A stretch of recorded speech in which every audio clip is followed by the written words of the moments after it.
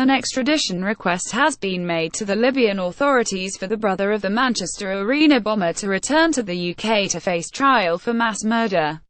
Hashem Abedi, 20, was arrested in Libya shortly after his older brother, Salman Abedi, blew himself up, killing 22 concertgoers at the Manchester Arena on the 22nd of May this year.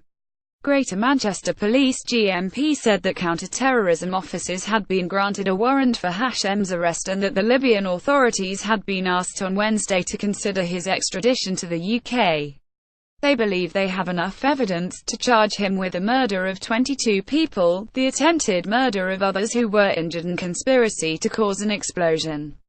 Detectives know that the two brothers traveled together to Libya from the UK in April this year, with Hashem remaining in Libya, the country of their parents' birth. At the end of April, 22-year-old Salman returned to Manchester to carry out the atrocity at the end of an Ariana Grande concert, buying the components in local stores and assembling his bomb in a rented city centre flat. Both brothers were born in Manchester and went to school in the city.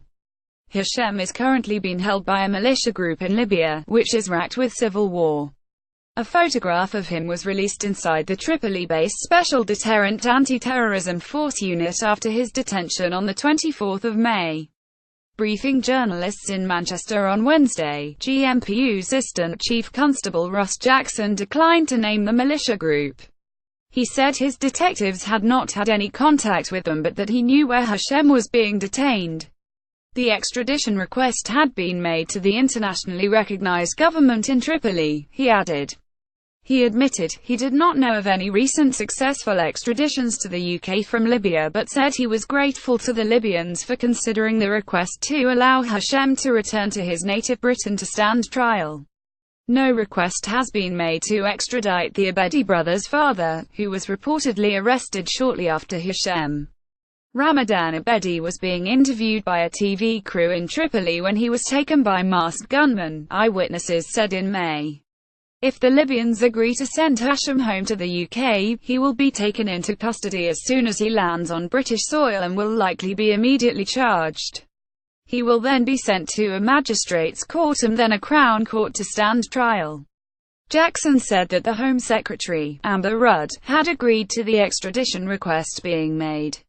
A judge at Westminster Magistrates Court granted the warrant around 2 weeks ago and on Wednesday it was passed to the Libyan government via diplomatic channels, he said.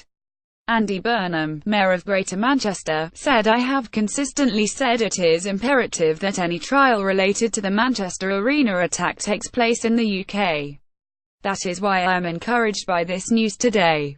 I want to thank Greater Manchester Police and the government for their hard work in getting us to this point on behalf of the people of Greater Manchester and all those affected by this appalling act of evil. While this is an important step, there may well be further challenges ahead. I hope all of the authorities involved will work together and seek to remove any barriers. An extradition treaty was signed between the UK and the Great Socialist People's Republic Libyan Arab Jamahiriya on extradition on 17 November 2008. Jackson refused to speculate on the likelihood of the current Libyan administration honoring the treaty amid the civil unrest. We must respect the Libyan judicial due process, he said. Normally the UK government neither confirms nor denies that it has made an extradition request in order to increase the chances of catching the wanted person abroad. Protocol has been diverted from in this case because detectives are certain that Hashem is in Libyan custody being held by a known group, said Jackson. GMP also provided an update regarding the victims of the bombing. They now believe that 512 people were directly affected by the bomb, suffering physical or psychological injuries. Many people are profoundly traumatized by what they saw and heard, said Jackson. 64 people were seriously injured, suffering life-changing injuries, including the loss of limbs, paralysis, internal injuries and severe facial disfigurement. Many have had to undergo multiple major plastic surgery operations. A further 28 were classed as having serious injuries. Some 353 people were in the foyer of the concert venue when Salman Abedi detonated his rucksack bomb. Of those, 175 were aged between 10 and 18.